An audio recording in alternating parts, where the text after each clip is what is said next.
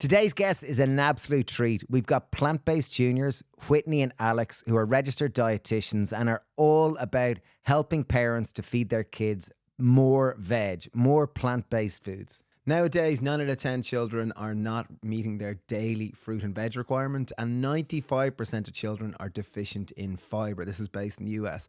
So this is such an important message, and it's about encouraging kids to eat more veg. It's not exclusive to kids being exclusively plant-based. Yeah, it's not about vegan or vegetarian, but it is about getting people to eat, to encourage their kids to eat more fruit and veg. And the wonderful thing, they did talk about the psychology behind it, which I thought was amazing. You know, they'll talk about how to tee your kids up where it's not about rewards, it's not about no's, it's not about putting pressure on them. That bit was a huge game changer for me. That was something which really inspired me. They've written an incredible book, an actual physical book. They have a number of ebooks. They've got courses. They're the only certified accredited paediatric nutrition course for medical professions. They're both incredible women. They really, really are. And this is a really helpful conversation. So if you know someone who's postpartum, who's breastfeeding, who's got toddlers and wants to feed their kids better ways, this conversation is really targeted and teed up for them. So please do share it with those people in your life. And without further ado, we give you the wonderful Whitney and Alex from Plant-Based Juniors. We love Vivo Barefoot shoes. We really, really do. And they're offering you 25% off your next pair of Vivo shoes, which is the biggest discount we've ever got from them. One of the reasons why we love them so much is that they've got minimal soles, so that you can feel more of the environment that you're in. Your feet have the same amount of nerve endings as your hands, and your feet serve as the foundation of all your movement practices. And the more you can get feedback from the environment, the more engaged and the more likely you're going to transition through the environment in a more efficient manner. Studies have shown that by wearing Vivo Barefoot shoes, your foot strength will increase by 60% within a matter of months. So that really is incredible. As we said, you get 25% off with the code HAPPYPAIR25. It's one of the biggest discounts they've ever offered. They've got a full range for men's, women's, kids, and for all ranges from leisure to fancy and everything in between. And a lot of outdoors footwears to help you thrive in wild places. We love them. And where will you find details? vivobarefoot.com, and there's a link down below in the show notes. Well, it really is a real treat to have you both. It really is, because we've got 6 kids between us now, so we've been through the challenges of raising plant-centric children at various different stages. So it's a real treat to have the pair of you as registered dietitians and all your wonderful work. Yeah, we're excited to be here.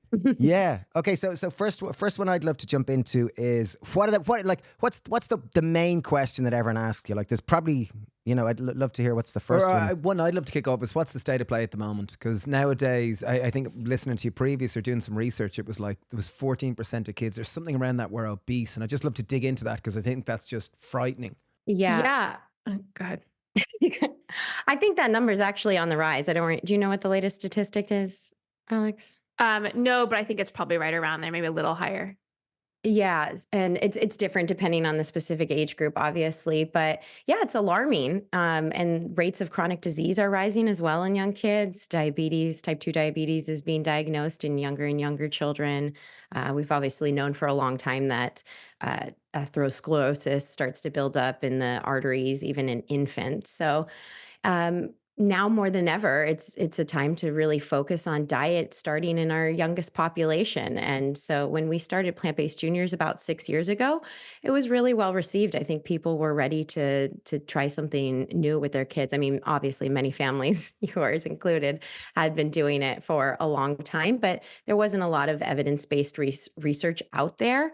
I think we were one of the first dietitians and doctors to get on Instagram and start validating this way of living for people who were already doing it, at least in the children's space. Alex and I learned about plant-based diets and their healthfulness a long time ago for ourselves. But then when we wanted to raise our kids this way, we're like, well, where's the evidence showing that this is safe? And it was kind of still this gray area where people are like, we're not sure if it was safe.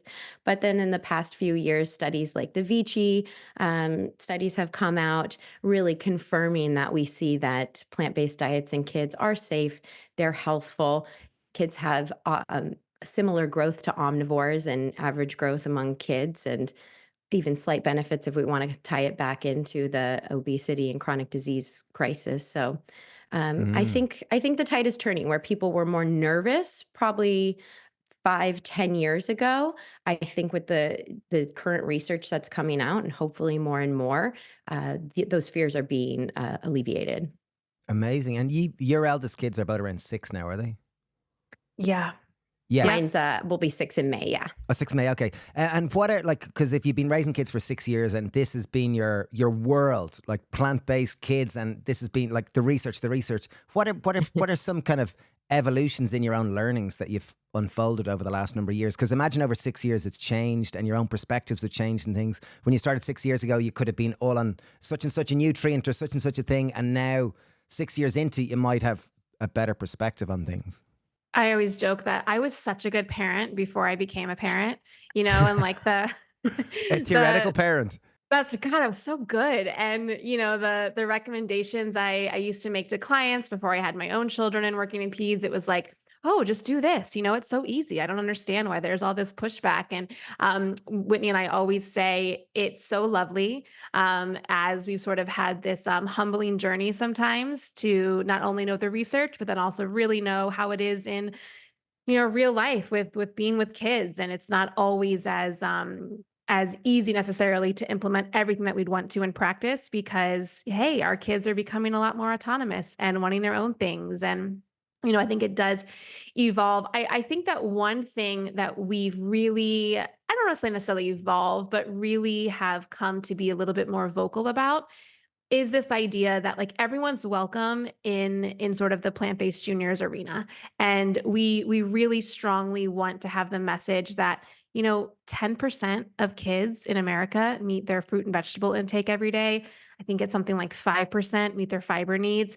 We all need to be eating more plants, and it doesn't have to be this sort of, exclusive or not conversation. It's really just how can we help all parents get more plants on the plate more often?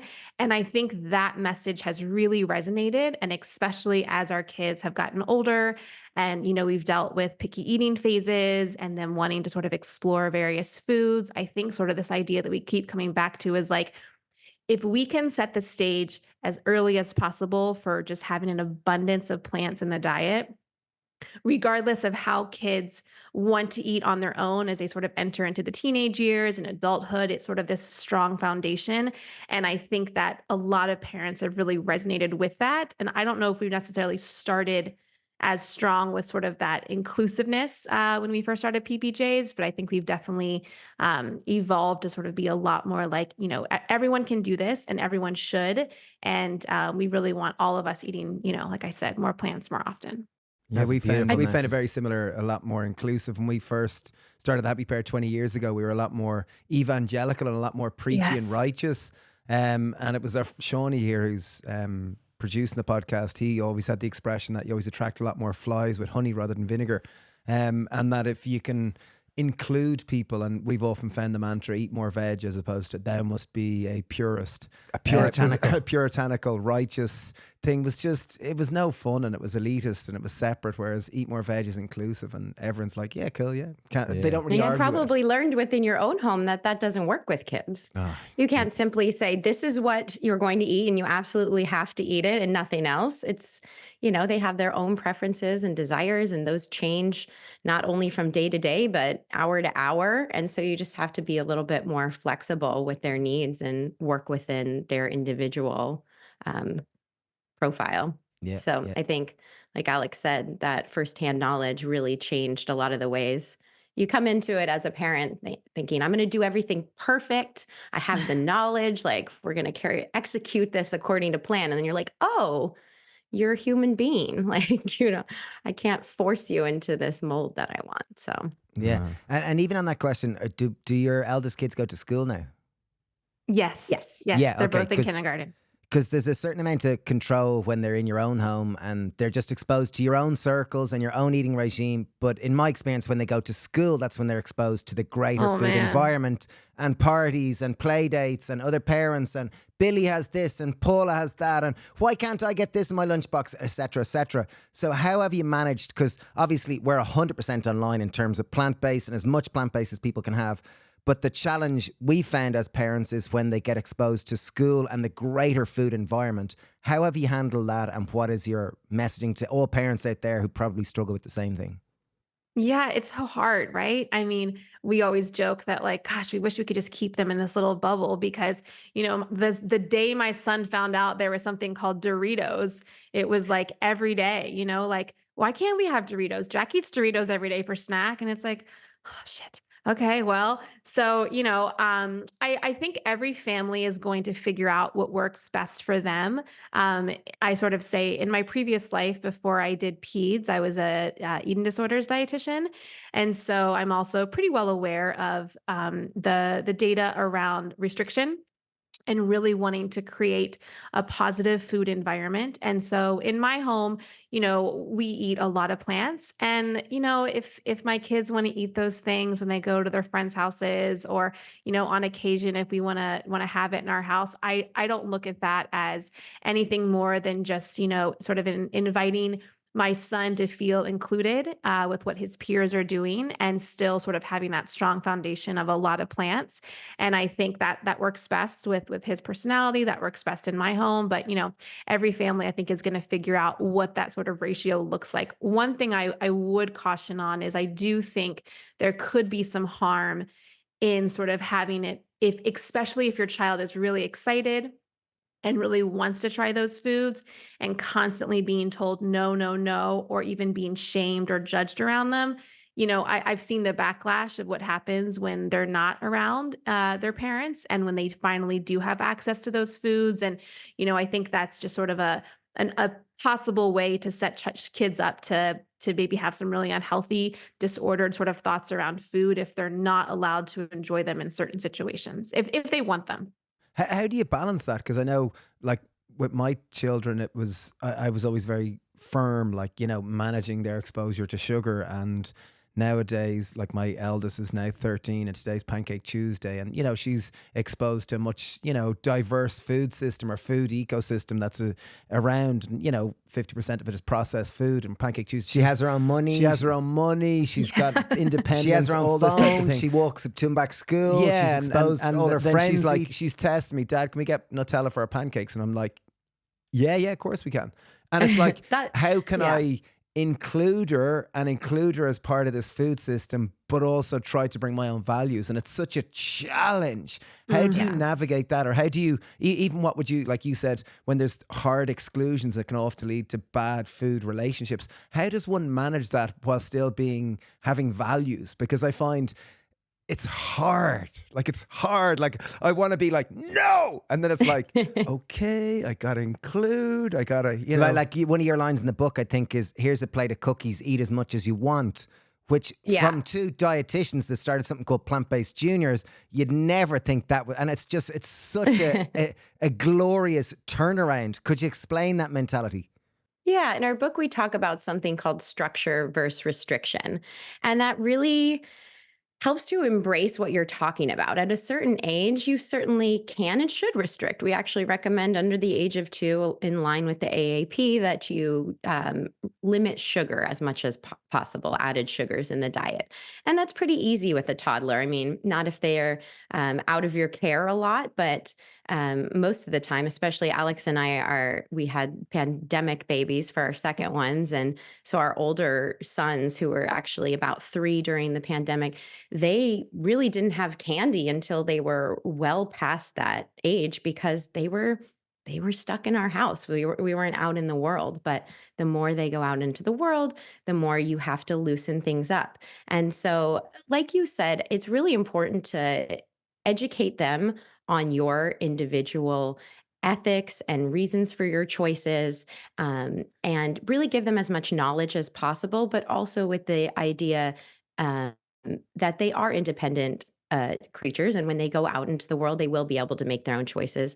As we both touched on, the research really shows that the more you pressure kids in a certain direction, whether that be to not eat things, or whether that be to eat food, on both sides of the spectrum, it actually encourages the opposite. So when kids are pressured not to eat something, they actually often will then go sneak it or eat more of it. Whereas the reverse can happen when you pressure kids too strongly to eat certain foods, they can develop develop an aversion specifically to those foods, or if we're dealing with a kid who's underweight, they might eat less altogether. So it's this really delicate balance of trying to share your values and model them in your home, which I know you guys do. We can see, the whole world can see you modeling it, and then let them make their own decisions. So in my home, that looks like when we're at the eating meals at home, I make the types of foods that I know are going to support my kids' growth and development and nourish them.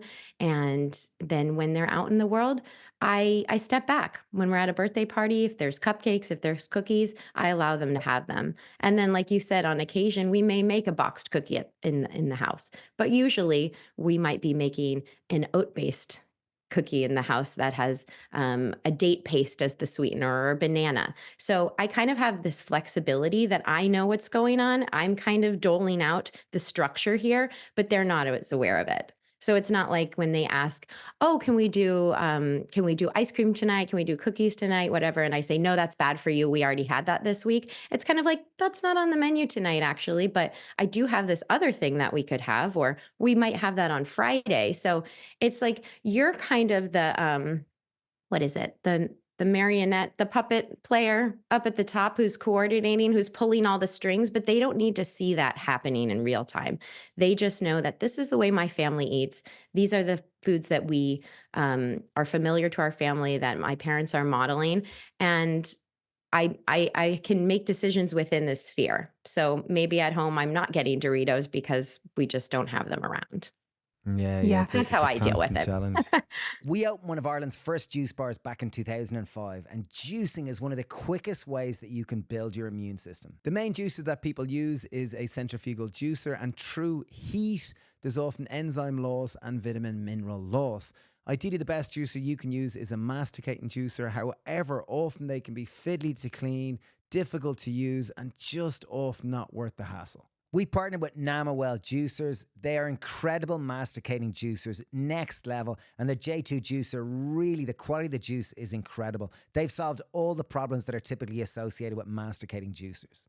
They're one of the first people to revolutionize the juice industry in the last 10 years, in that they've introduced a hopper to a masticating juicer. So you can actually juice hands-free. You can add whole carrots, whole apples. The juice is top quality and they're easy to use. The juice is extremely high quality, whether vegetable juice, green juice, carrot juice, celery juice. There's a whole range. It's next level quality juice. They're offering you 10% off with the code HAPPYPEAR10.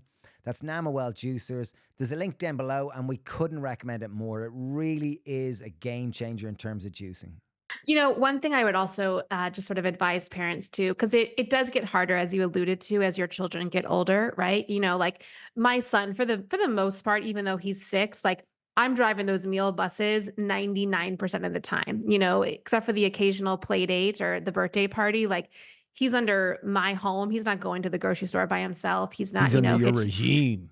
That's right. That's right. Yeah. He's not Ubering it yet to McDonald's, but as he gets older and has a lot more flexibility and, decision making, I do think it sort of is like almost okay, like I hopefully have set you up in this home as really noticing how, your body feels and how delicious a plant-rich diet can be, and also sort of letting you have those choices and have those decisions around maybe foods that we would consider to be not so nutrient dense, and trying to figure out his own balance, because the reality is one day he will be out of my home. And, it's sort of my goal as a parent, just like with everything, I'm trying to set him up to be as successful as possible in the world. And I think that also includes the idea that, like, we are bombarded with ultra processed foods. We are bombarded just with food in general 24/7, like you can get access to whatever you want practically any hour of the day. And he's going to be in that world. And hopefully the tools that we've set up in childhood will allow him to navigate that with, some sort of balance. And because, one day he's going to be there without mom, deciding what's on the menu and what's not. Yeah, we've I think certainly that's the bottom line too. You could have a win in this moment by forcing your child to eat something, forcing them not to eat something, and that will get you that immediate success. but it won't set you up for the long-term success, which is hoping that your child will continue on this path on their own. Yeah, it's very good. I'm totally agree with you. I think it's brilliant, but we see with our eldest being teenagers, the nature of teenager is to kind of oppose and go against, and all the good values you've instilled, now they have their own autonomy and their own friends and their own peers, and they are the product of the current culture, that it's quite challenging to let go and I guess that's where you need to get.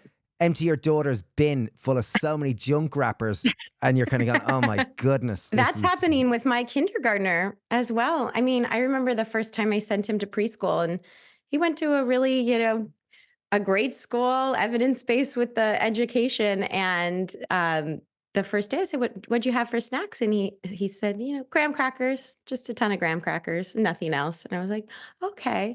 And, a little twinge happened in my body because this was his first exposure outside of the home, eating foods. And he was like 3.5. And I really thought about it. I said, should I write him a letter and see if I can bring in a whole grain cracker instead? And I just had to temper myself and think, well, how's that going to set me up with the teachers and the director of the preschool? And what's the harm in the long run? And what's that going to send a message to my son if he's eating a different cracker and everybody is eating he's learned at an early age that he can't have the graham crackers. And so, it's adapted. The older we get, we learn how to work within this food system that we're in.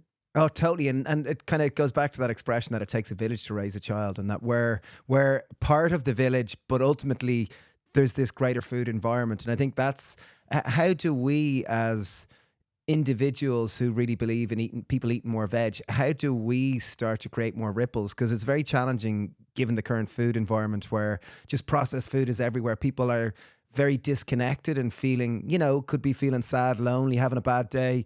Donuts love them, coffee loves them, sugar loves them, alcohol loves them. It's a quick release. It's a quick getting rid of those sensations. How do we address this? And obviously that's a huge question, but it's... If I had the answer to that. That's right. I do think a lot of it, just like you guys do, it's about positive additions, right? So when we have play dates at my home, I recently had one. I served lunch. I made tempeh bacon BLTs, and I made a whole grain sort of pesto pasta. And I asked the kids if they liked bacon. They're like, "Oh yeah." And I was like, "Well, I don't think you probably have had this kind of bacon." But I think they loved it and they ate it, and they had never had tempeh before. And hopefully, it's sort of showing through how delicious foods can be. At my son's recent birthday party, we had a lentil taco bar. And, I would argue that probably most of the participants there were not vegetarian, let alone, quote unquote, plant-based. And everyone liked it and enjoyed it. And I think it's sort of showing that we're not this weird family. We're not this crazy dietitian mom.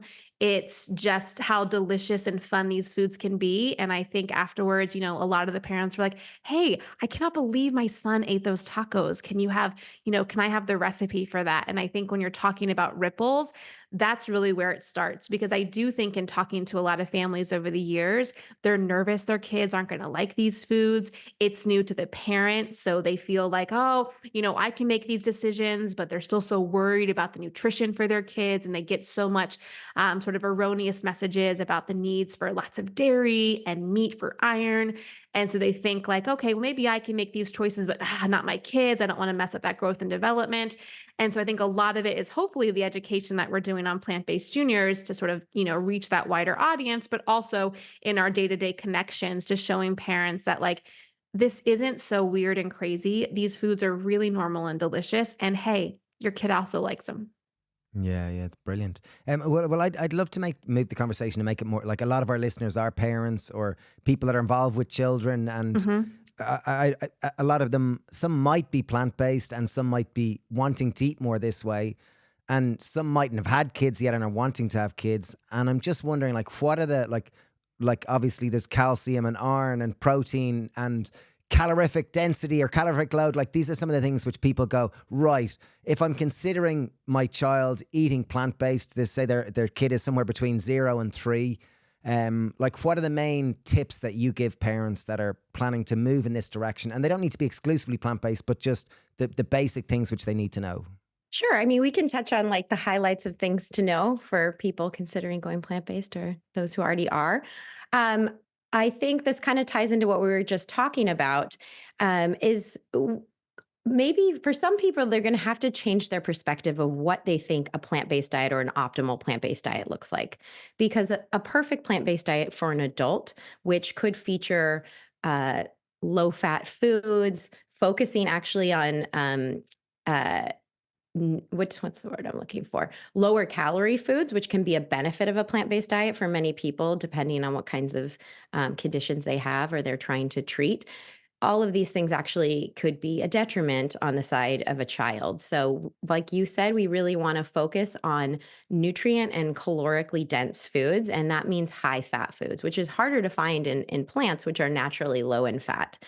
Kids need about 30 to 40% of calories coming from fat in their first few years of life.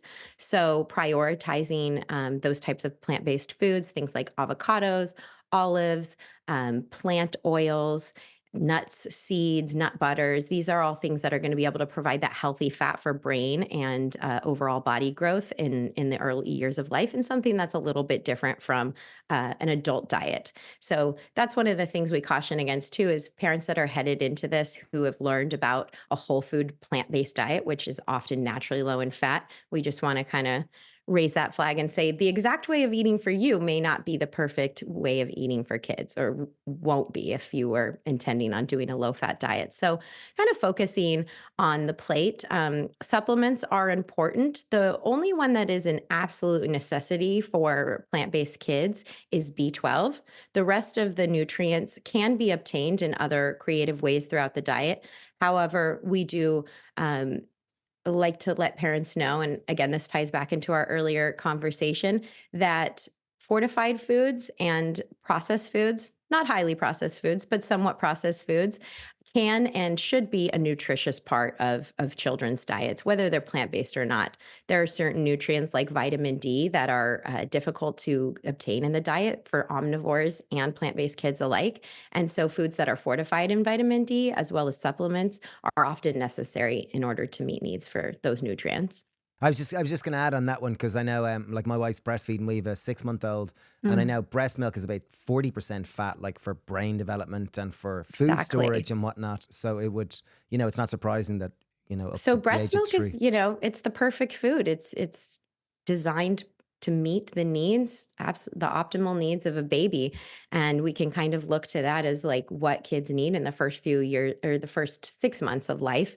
On the flip side, there are certain nutrients that breast milk is extremely low in, and that's things like vitamin D and iron, which is why at 6 months of age, kids need to be getting iron from the diet, and why all breastfed babies are recommended to start supplementing with vitamin D right at birth.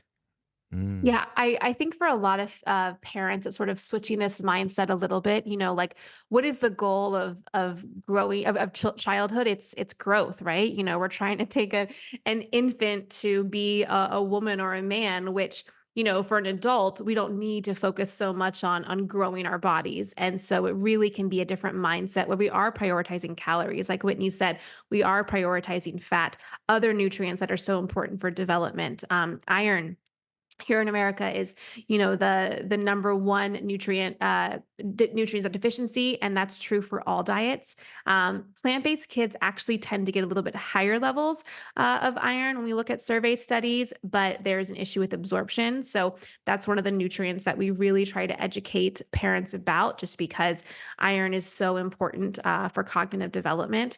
Iodine is another nutrient that can be a lot harder to find in a plant-based diet. And so again, really trying to help parents figure out where they can get iodine, because again, it's so important for cognition. Is We is that a supplement that you recommend, iodine? Because it is one that you hear of deficiencies of. You can get it in several different ways. You can supplement. I sort of say iodine is like this Goldilocks nutrient, right? You don't want too little and you don't want too much. You really want to hit just that perfect amount. And so supplements can be a really great way. You just need to really understand dosing and how much you need. We do have a free supplement guide that goes into all of these things to consider. We have a nutrition course for parents if they're really interested in sort of taking a little bit of a deeper dive. But you can also use iodized salt. To me, that's sort of the easiest way to ensure needs. It's sort of been a public health miracle when you look at rates of iodine deficiency and how they've dropped significantly since iodized salt was introduced into the diet. You can use a multivitamin with iodine. There's not a lot of fortified foods, at least here, with iodine yet. Although I know that a lot of plant-based milks companies are really, looking into supplementing or fortifying with iodine, just because iodine tends to be found mostly in dairy, and that's because of the sterilization of cows and the iodized solution that gets into the dairy, and then also in seafood. So if you're not consuming those foods or not even consuming those foods regularly, you really need to ensure the iodine intake somewhere else in the diet. And And then what would you think iodine's about one of the seaweed? nutrients that seaweed definitely. So we talk about seaweed. The thing with seaweed is some seaweeds are incredibly high in iodine to the point where a serving would far surpass the safe amount for a child to eat in a sitting, the upper level of toxicity. Whereas some of them are lower and would be appropriate. It's just hard to tell exactly. The nutrition data on the seaweed isn't always completely accurate. So we feel that it's safer to focus on something like an actual supplement or an iodized salt versus relying on seaweed. Um, Adults, you may be more willing to experiment with the amount of seaweed that you feel is appropriate to meet your iodine needs. With kids, that's where we take more precautions. For example, a lot of adult plant-based dieters will simply rely on fortified foods to get their B12 versus taking a supplement, and that's a place where we say, well, the risk isn't really worth it to us. We'd rather you take a single daily supplement to absolutely ensure you're getting the B12 versus relying on a product that may have different amounts of fortification at different times. You might not shake up the bottle the right way. So a lot of these things are age specific, but also personalized based on the individual child. So, for example, with the iodine, I did iodine supplements for my kids, actual liquid drops in their water. I think from about 1 to 2, because I was also trying to limit the amount of salt that they were getting at that time. As they got older and they were eating more of these home cooked meals that were made with iodized salt, and I felt confident that they were getting enough iodine, I stopped doing the individual iodine supplement. So it kind of ebbs and flows. You have to be keeping track of what your child is currently eating to know the exact supplement routine. And it sounds a little bit intimidating at first for someone who may be new to this. But once you have it down, once you understand the nutrients and where they're found, it's pretty easy to adjust. It's just like what you would need to do for any other diet. And that's what we like to remind people all the time is supplements and fortified foods are not something unique to a plant-based diet. They Mhm. are just the food space in our current eating environment. Our planet is not what it used to be. So, That's you know, that's yeah, it's so important to clarify that it's not like that this diet is any more deficient than any others. That's right. absolutely. That's something we educate, like the vitamin D, we educate it on it all the time, is that the vast majority of omnivorous children are getting their vitamin D from their fortified cow's milk. It's not naturally present in there. However, even with a child, you would have to drink 6 cups of fortified cow's milk a day to get enough vitamin D to meet the daily requirements, which is not feasible and would be um, not healthful either. So that's just another area where it's like all kids need to be supplementing, need to be eating these fortified foods because of the current environment that we live in. Well, and I think it's also really helpful to note too, like these are really helpful foods, like that's calcium. It's a control and an amount thing too. My kids like broccoli, but they're not downing, 5 cups every day. And so to be able to take a smoothie with some fortified plant milk, and that's going to give them, 300 to 400 milligrams of calcium, like that's an easy win, especially for a smaller belly or a pickier appetite. I may have a lot more control over the foods I want to eat. And like, yeah, let's add some more kale to that. Let's add some more chia seeds. But as parents know, kids are really finicky. It really depends a lot on the day, on the meal, on what kind of mood they're in. And so if you're stressed about having to get certain nutrients in, and that, that can create a lot of anxiety when it comes to child feeding. And so being able to offer fortified foods or supplements can also feel, like, oh, yeah, this is great. It's so easy for my kids to help to get these nutrients and I don't have to worry so much. And I think that especially for parents where this is a lot of information or this is new, that can be helpful. And again, the same as I say the exact same thing to my vegan clients as I do to my omnivorous clients. This is not necessarily a conversation of, oh, you're vegan. Oh, hold on, let me get the checklist out. It really is a conversation around pediatric nutrition in general. As Whitney said, really the only thing that we would sort of flag for a plant-based diet would be B12. Wow, Okay, nice. great clarification. Well, one thing that many parents might go, they grew up probably in the 80s, 90s, and there were great campaigns around cow's milk. And when you say best milk for food is milk, I'm assuming that's human breast milk. Can you talk about cow breast milk? Because I think that's something that many people, are still under the impression that you need it for healthy bones. It's perfect food if you're a baby cow. But what about for humans, baby humans? Yeah, I mean, in cow milk's defense, it is very high in calcium, just like breast milk. So, like we just said, it is harder. It is harder to meet calcium needs for kids without including dairy. It's not impossible, though, and it's found in many other places. And you do have the drawback of the fact that cow's milk is way higher in protein, for example, than infant human milk. I think it's like, is it about of a 2 grams in a cup of human breast milk compared to 8 grams in a cow in cow's milk. And that's intentional because protein is a stimulator of growth and cows need to grow a lot faster than humans. So like you said, it's this intricately designed biological formula that is made for the species, and they're just different. So do you want to take No, I just want to clarify a point too. Yes, I think that cow's milk has been thought about as a good food for childhood because, as Whitney said, it is a really convenient source of calcium. Here, at least in America, it's fortified depending on what type, with at least vitamin A, like the low fat or the skim milk, and all milks are fortified with vitamin D. It contains iodine. So as a parent, it can feel like, oh, this is a really convenient source of some of these nutrients that can be harder to find. Fortified plant milks, like we do a lot of fortified soy milk in my house. It has very similar levels of fat. It has the same, if not a little bit more calcium. It's also got vitamin D. So that's, again, like a really easy way to get that plant-based nutrition in. And cow's milk also has drawbacks for, again, we were talking about iron deficiency. Too much milk can be harmful, especially in toddlers. High intakes of cow's milk, especially above, let's say, 2 to 3 cups a day, tends to increase rates of iodine deficiency. It can crowd out other nutrients. It's very filling. We like relying on fortified plant milks, like a fortified soy or even a fortified pea milk, once, maybe twice a day. But we think this like over reliance on any kind of milk is likely harmful. And as Whitney said, none of us are raising baby cows. So it is species specific.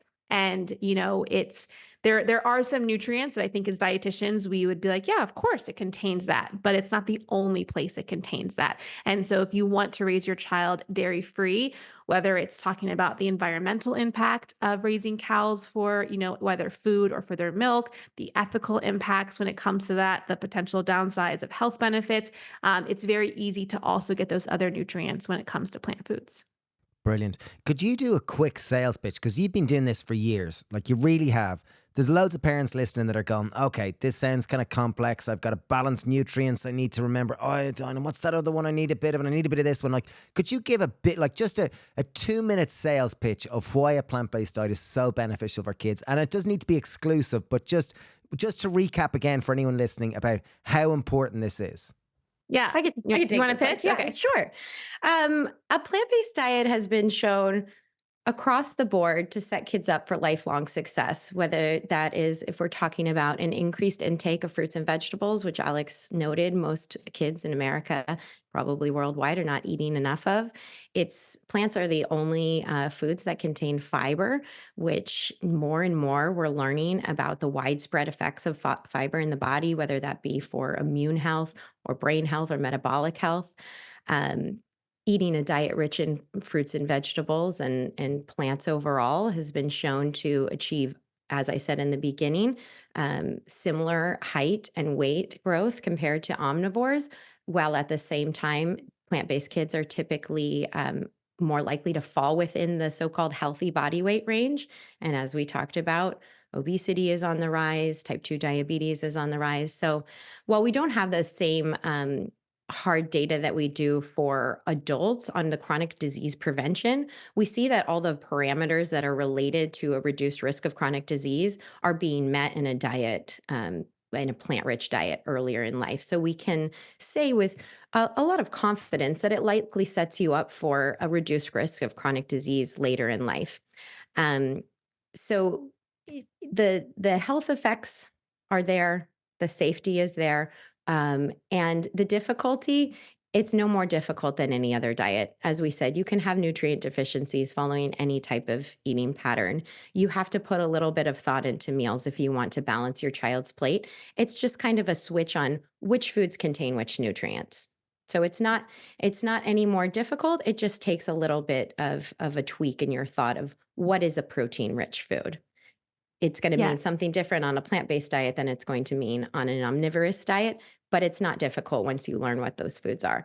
And we actually have something called our PB3 plate, which is a really easy to follow visual guide that breaks the main food categories down into 3 groups. You've got your fruits and vegetables, your protein-rich foods, and your grains and starches.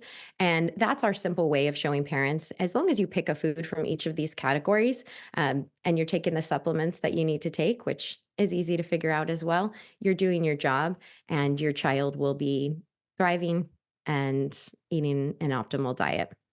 I really Nice. too just want to reiterate the idea that like, we all are curious about nutrition. We all are learning about nutrition regardless of what diet you follow. My guess is that any parent listening who, when you're becoming pregnant or thinking about becoming pregnant, you probably picked up a book, to learn more.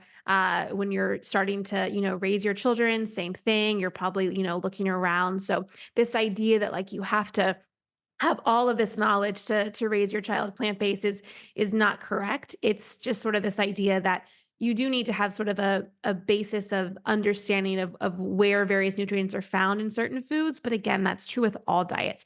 Just because you follow an, omnivore dietary pattern doesn't mean automatically everything is set. There are plenty of deficiencies that we see in survey studies when it comes to, omnivore kids. And so, it's really just about understanding where these foods are found. And the other argument I would say for a plant-based diet in childhood is that these foods that kids are introduced to early on, it really becomes part of their food culture.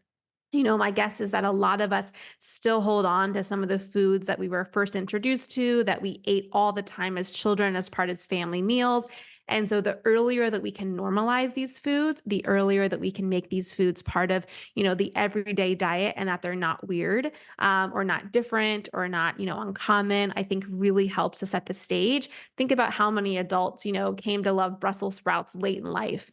If we can start to sort of love that or start that love at age 4 or 5 or even 10 or 12, just helps set kids up for success. Like Whitney said, knowing all of the data that we know when it comes to plant-rich diets and reducing the risk of chronic disease.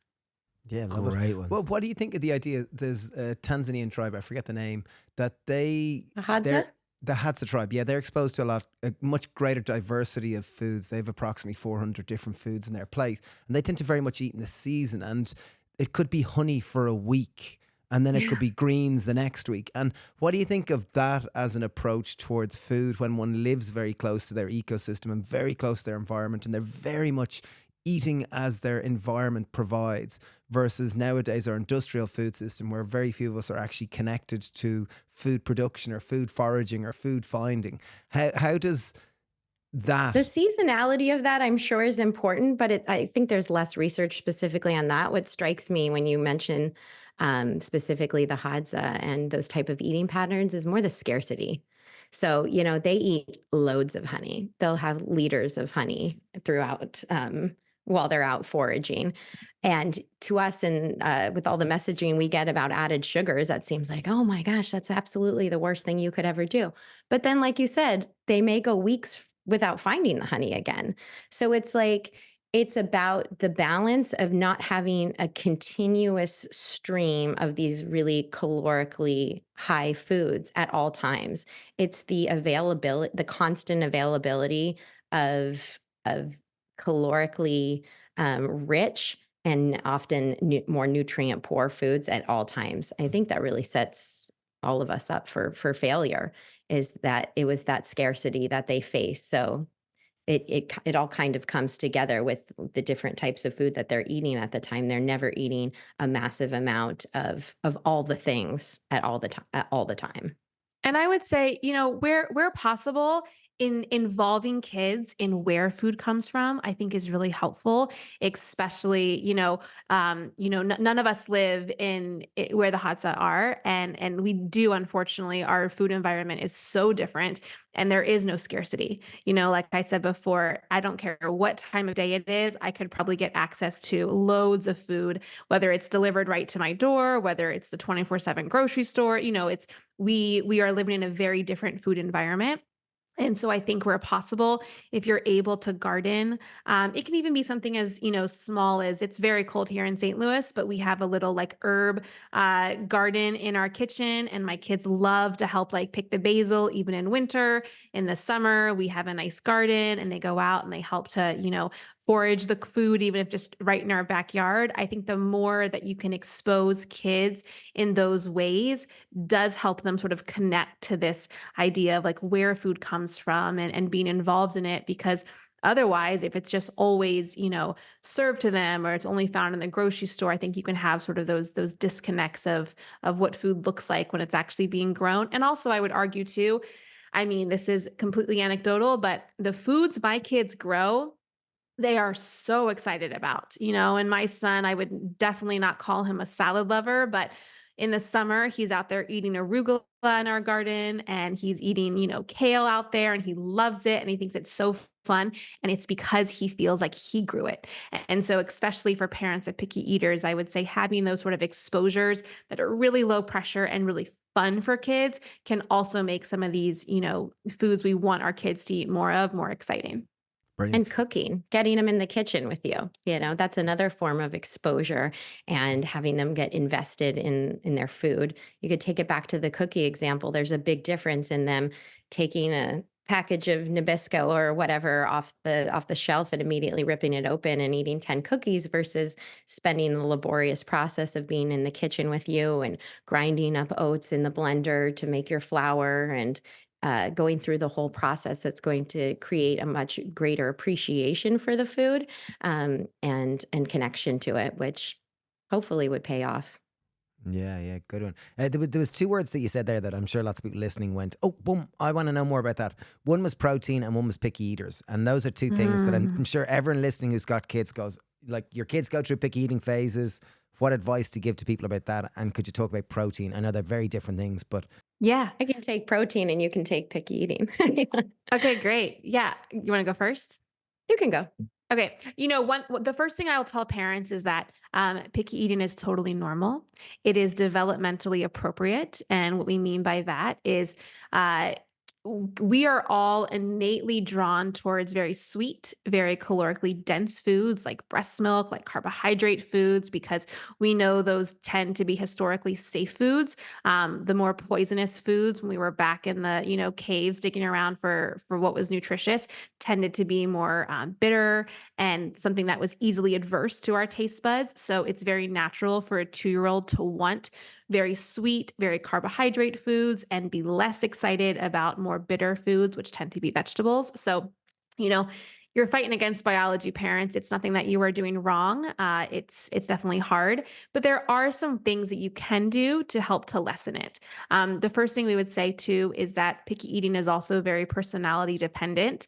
So even if you're raising 4 kids and 2 of them are really picky and 2 of them not, a lot of that has to do also with personality. If your child tends to be very selective about lots of things, it's probably no surprise they're also going to feel that way about food. The more that we can expose, so we sort of say lots of exposure, very little pressure is sort of the key when it comes to reducing picky eating. And so, as we just alluded to, exposure doesn't just mean food on the plate, although that is very helpful. And we would want to continue to offer a variety of foods, but reading about foods, playing games with foods, grocery shopping, pick growing food, cooking. These are all ways, again, to normalize. A lot of picky eating is about fear of new foods, neophobia. And so we want to sort of say, hey, you can feel really safe around this food. Mommy eats this food. You could eat this food if you want to. These are all ways to help reduce picky eating, especially if we're not forcing our kids to eat. Because the other sort of coin of picky eating is that it's really easy for it to become a battle of wills. If you're sitting around the dinner table and it's like, you eat that broccoli or else you're not getting up. Or what a lot of parents sometimes do is, if you eat this broccoli, then I'll give you a brownie or I'll give you a cookie. So now we're setting up this sort of like reward system when it comes to eating foods. We're giving kids this hierarchy of foods. And more importantly, it's becoming a battle of wills. And as most parents of toddlers know, good luck. Toddlers tend to be very stubborn, and we're now making it not about the food, but about I'm telling you to do something. Our kids tend, especially when they're younger, they don't have a lot of control over most of their lives, but they do have control over what goes in their body. And so if we start to really try to, force things they don't want to, it's probably going to make picky eating actually worse later on, even if you're getting that small maybe win for the evening. Okay, great. They took a bite of that green bean. But now we're making green bean the sort of enemy, and we're making meal times really frustrating for everyone. And so we would say, keep exposing. Even if your kids say, I'm not eating that, keep offering it, take away some of the pressure, and it can take time. Patience is the other sort of key when it comes to picky eating. It can take months. It could take years. The more patience you have, the more relaxed you are around meals, hopefully the easier it'll be to sort of navigate through those periods. How do we move? Just sorry to interrupt because I know you're going to go on about protein, Whitney. Just Alex, you said there about not to pressure kids. Last night, my 10-year-old wouldn't eat his broccoli, and I was raised like, you're not getting up until you finish that. I cooked that thing. That's good broccoli. That's good for you. Eat it. and then you spoke about reward. And I know I can fall to the full folly for that. It's like, listen, if you eat that, we can have some energy balls, we can have some cake, or we can have something afterwards. How do we move beyond that? Or how can I move beyond that, even just to personify it a little bit? Because it's something I struggle with. Yeah, totally.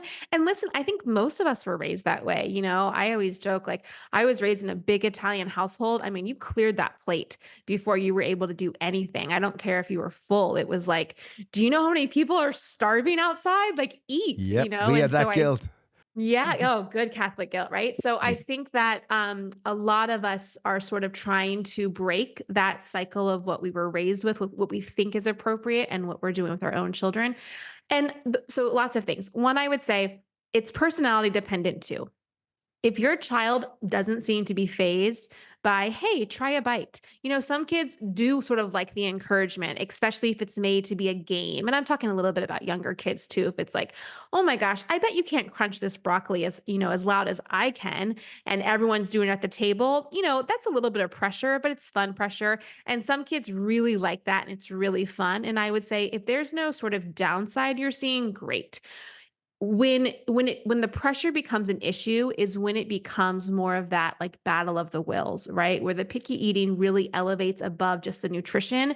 And now it becomes, you do this, I want you to do this. And now the kids are sort of fighting against that. That's where it's really hard to win. The reward system, I would say, is what we also are not trying to do, even though a lot of us naturally do it, is make kids feel like oh, broccoli is sort of this punishment in a sense that I just have to sort of get through in order to get the thing I really want, which is that cookie or that brownie or whatever else I'm rewarding.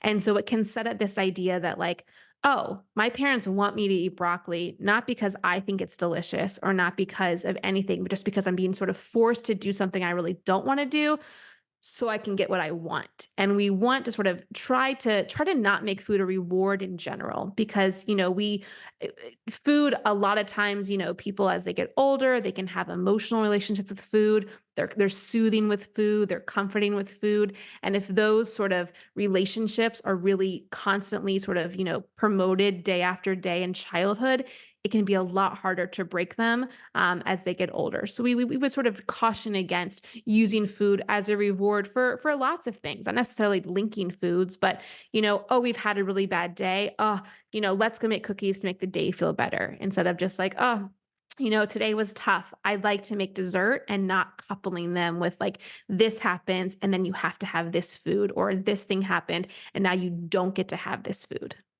I Great think one. the potential pitfall you run into is turning your Sorry. daughter off from broccoli forever. And it might not be one incident, but if she repeatedly doesn't want to eat the broccoli and over again, you're like, you're not leaving this table till you eat the broccoli. You're not getting your dessert till you eat the broccoli.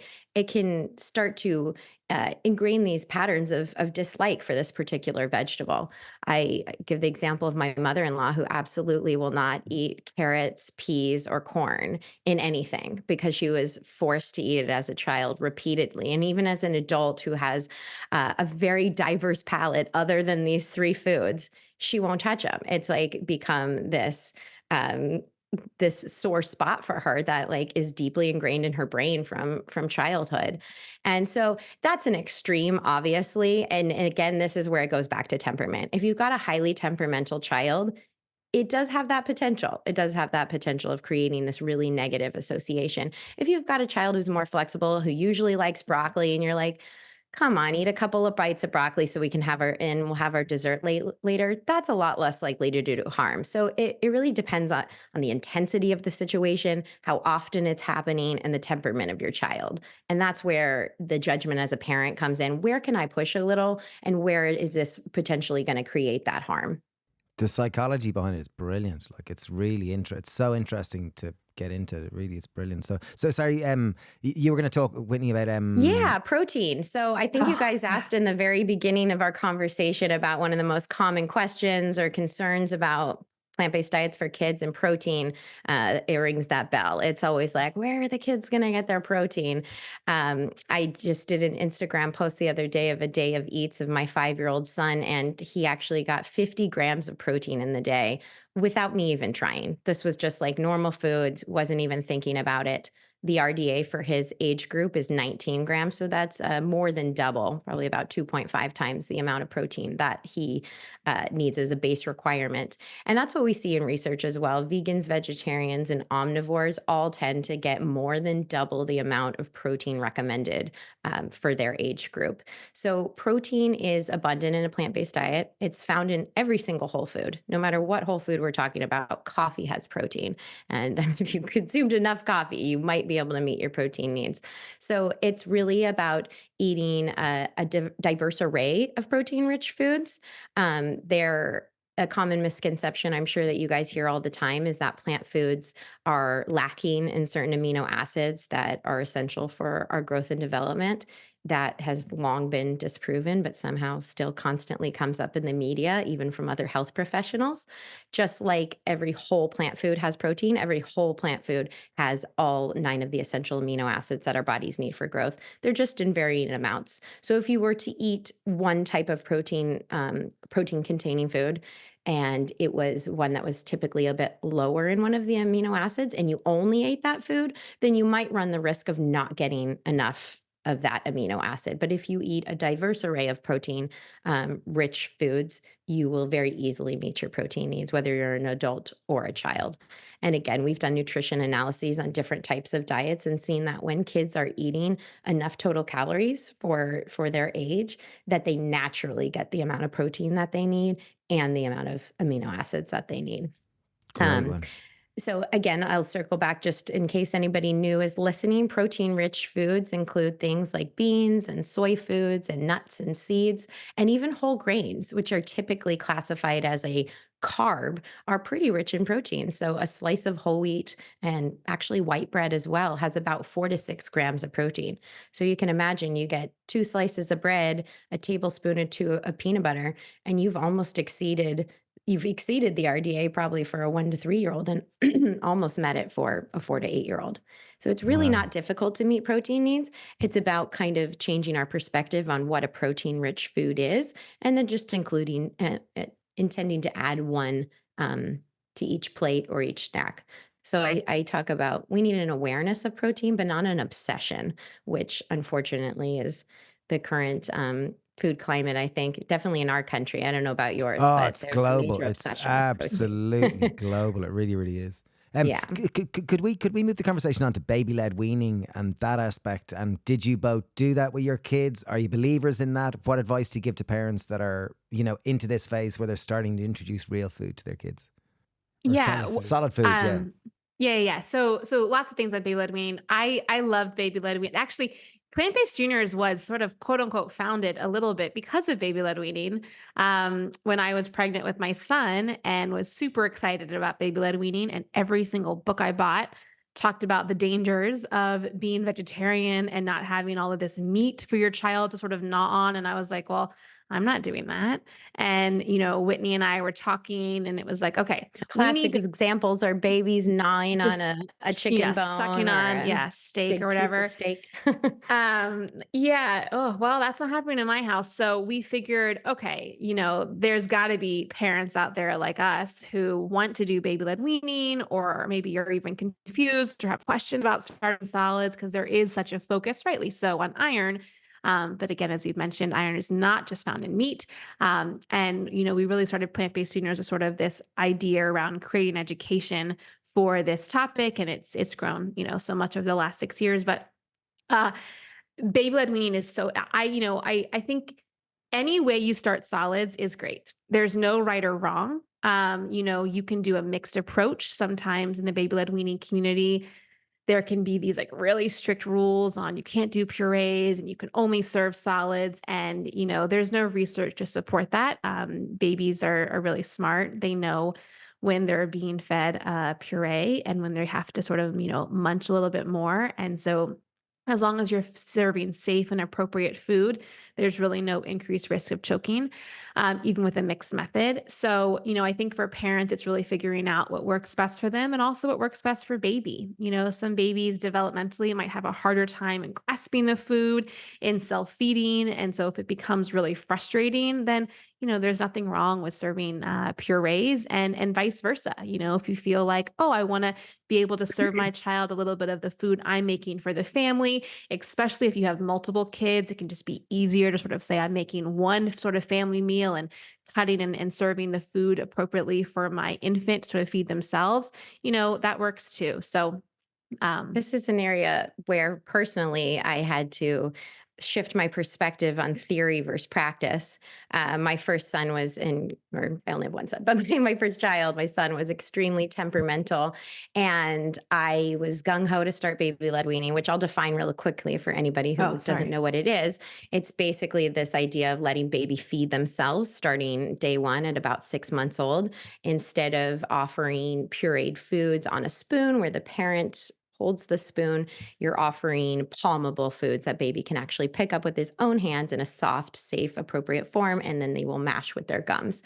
And as Alex said, there can be a lot of controversy within this space where people are like, "Oh, you can't serve any pureed foods," and which is kind of an unnecessary dichotomy, if you asked us. But so I set out to do the baby led weaning with my son, and he was just really fussy and he wouldn't pick up a lot of stuff and he really wasn't into it. So I kind of had to adapt and find my own way of approaching this eating pattern. And so I did make a lot of pureed foods, but I would give him a spoon and have him self feed, and which led to some incredibly messy meals. I mean, I look back at any video of him feeding from like 6 to 10 months, and he is just head to toe covered in mashed food. And I actually If I did it again now, I think I would have been more flexible and I would have done a little bit more spoon feeding and I would have mixed it because there's no research to show that giving your baby the spoon or feeding them with a spoon, in addition to providing that self feeding and letting them pick up the foods themselves, is harmful. Um, so yeah, that's just kind of my endorsement for whatever way works best for you and your family is the way you should pursue. Great advice, Eve. Brilliant advice. On that topic, I'd love to talk about introducing nuts early on and allergies. Because, you know, a lot of people will go, oh, nut allergies. Like when we were growing up, there was no one in our school of 800 people that had an allergy. Like it just wasn't common. We went to all boys schools. There was no, like there might have been one kid in the whole school that was allergic to something. Was allergic to eggs. Just don't huge person. Someone called Remember his name? Andrew. Yeah, someone that we knew was. But it was very rare for people to be allergic. Whereas in both of our kids' schools, there was no nuts, there's no strawberries in the class, there's no kiwis. That's much more common. And I'm just wondering particularly about introducing nuts early on to kids, or that idea of introducing more foods, like the ones where they might have Yeah, allergies to. food allergies are on the rise, and we're not sure exactly what's driving it, but it's definitely increasing. Like you said, I think in our kids' classes, I've got one or two kids with food allergies. It's incredibly common, and who knows? Maybe it is particularly driven by this whole period of our history when we were told to avoid allergenic foods during the early feeding process. It was only sometime in the past 10 years that the tide has switched, and research has shown that early introduction to some of these the most common allergenic foods actually can reduce the risk. So here in the United States, how recent was it, Alex? Like about I think it was 2010, right? 6 years. Okay. Maybe later. I don't know. Yeah, there was a study called the LEAP study, which found that introducing babies to peanuts during around the 4 to 6 month period reduced the risk of food allergy substantially.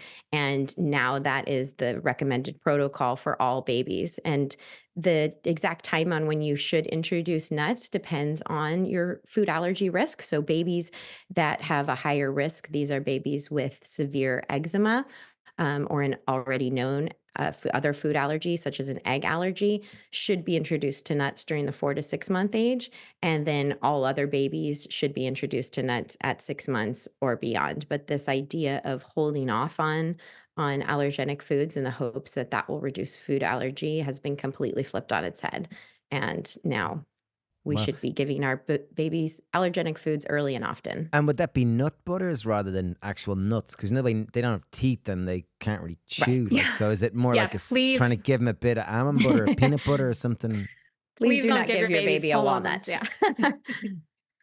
Yeah, there's lots of different ways you can introduce, so you could thin a little bit of peanut powder or peanut butter with breast milk or, even water and sort of make it like a thinner paste that baby's able to take on a spoon and eat like a puree. You don't want to give thick gobs of nut butter too, because that can be also a choking hazard, even though it's thin and not crunchy. If anyone's ever had a big bite of peanut butter, you know how it kind of gets stuck in your throat. We don't want to give that to our kids. You could make foods with peanut butter. So I used to do a lot of like curry sauces, and I would stir in peanut butter and spoon that over, quinoa. You can make it into little balls that kids can kind of pick up themselves. You can bake it with tofu and they can eat it that way. I mean, there's lots of ways to introduce peanuts in various cooking ways. And then, the same thing with the other nuts and seeds. Even though most of the data is around peanuts, we sort of assume the same to be true for other potentially allergenic foods. And so, just the idea is making it safe and appropriate for a 6-month-old, because yes, whole almonds, whole walnuts, whole peanuts are definitely a choking hazard. And we don't want anyone to say PBJs was saying, give your kids whole nuts. Good one. Thanks. I've got another few, but do you want to? No, got- fire away. Sorry, fire away. So I was just gonna you're fascinating. The pair of you are fascinating, and I feel I could talk for hours. But I know I really want to respect your time. So there's a couple more. I just wanted to talk about fruit versus veg, because I know a lot of parents will go, "Oh, fruit, it's really high in sugar." Oh, I don't want to give my kids any sugar. I don't want to give them. I'm just going to give them something like this. I wonder if you could talk about fruit versus veg, and then fruit juice, because very often parents will come into a cafe or whatever, oh, just have a glass of juice. And what are your thoughts about fruit juice? So fruit versus veg and fruit juice. Yeah. So, I hope that here and now we can sort of dispel this idea that fruit is any less healthy than vegetables. Fruits are incredible.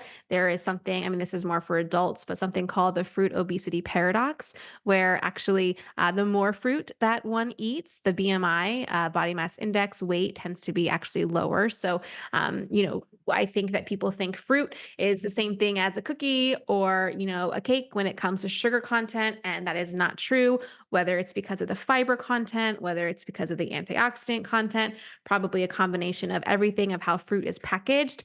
It is wonderful. And also, again, too, it's really highly palatable. Like fruits can be a great way to get a lot of nutrients in. There's, some isolated things that are different, but for the most part, fruits have a very similar micronutrient profile as various vegetables. And so, especially if you're dealing with picky eaters, if my kids are eating 5, 6 servings of fruit a day and are still learning to like vegetables and only having maybe 1 or 2 servings, great. It doesn't have to be this like versus thing that I think sometimes we do, like, oh, my kids only eat fruits. Great. If that's what they like, fill them up on fruit. There's nothing that says that there's something as, quote unquote, too much fruit. That being said, as we mentioned earlier, with sort of that bitter aversion, we do want to be introducing vegetables early when it comes to introducing solids because we want to sort of lessen that aversion to bitterness. And so, if we're only serving sweet things, which fruits tend to be, then that can, potentially really sort of help to set up again that preference that's already naturally occurring for more sweet foods. And so, we would urge parents, serve, especially when kids are having this sort of like optimal honeymoon window for liking more of these bitter foods around 4 to sort of 7, 8 months, give them the pureed spinach without adding apples or other kind of fruits to it to temper it down. Introduce the bitter flavors like the dark leafy greens in, either a cooked version or a pureed version to really help to sort of set the stage. But uh, generally speaking, I don't fear fruit, and I don't think parents should either. Great advice. Yeah. Lovely. Fruit juice is different. We would say if you are going to serve fruit juice, to really limit to only 4 ounces a day. Fruit juice, while it does contain vitamins, especially, various juices like an orange juice could be a good source if it's fortified of calcium, of vitamin D, of vitamin C.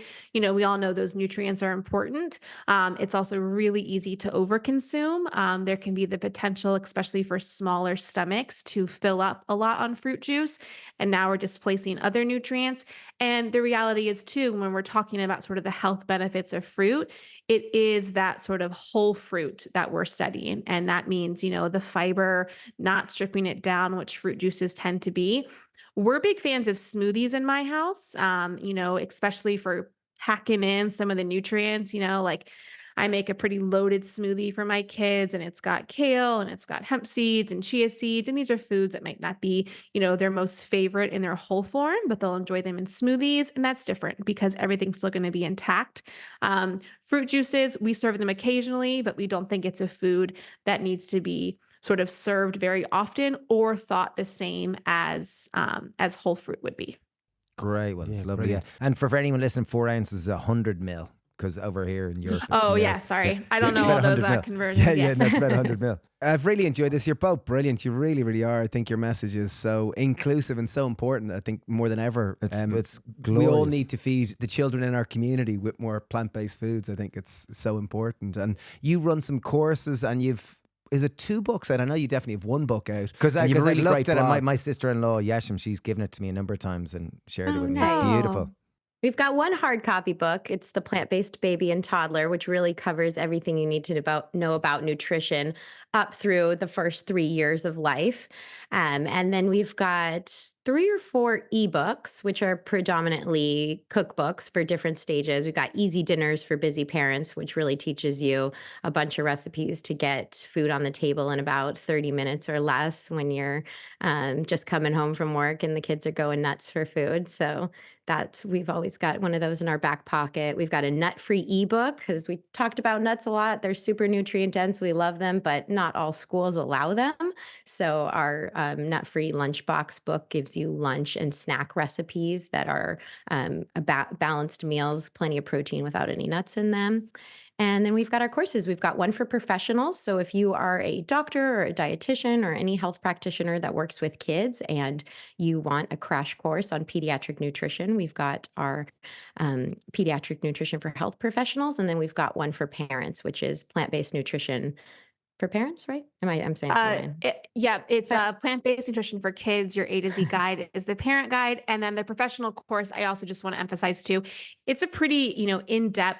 It's 35 CMEs or CEUs. It's accredited through Rush University. So it's really sort of the only professional course out there that really dives deep into pediatric nutrition. It's got, I think, everything that you would need to know if you're in that space and are looking to learn more, we would highly recommend that one. But then we have a much lesser intense parent version that really sort of gives parents everything they need for raising kids this way.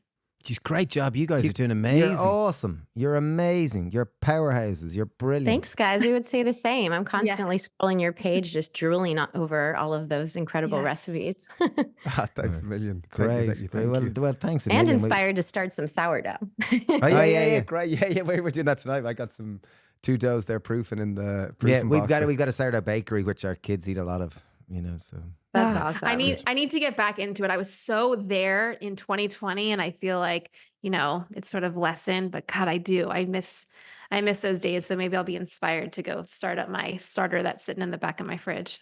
Well, I think it's the best one for food. You talk about bread, like because modern bread is so bad. Whereas if you bake it, like my kids quite like a 100% rye. They actually quite like that one, which is you're winning if you can get them to like that compared to junk bread. Yes, totally. Yeah. So thanks a million for your time. You're glorious. If we can ever help in any way, we are here of service. Thank you, guys. Wonderful this is days. so fun. Thanks a million. Thank you. Thanks, Whitney. All right. This was Have great. a great day. Yeah. Thanks, Bye, Alex. guys. Thanks, Whitney. Bye. Bye. Bye. While we have you, once a week we write a newsletter. It's called Happier. It's got simple, tried and tested practices to make your life better. We include recipes and practices that you can apply on a daily basis to make your life happier. We've had lots of people say before that it's really helped make their life better. So you can sign up on the happypair.ie, our weekly newsletter called Happier.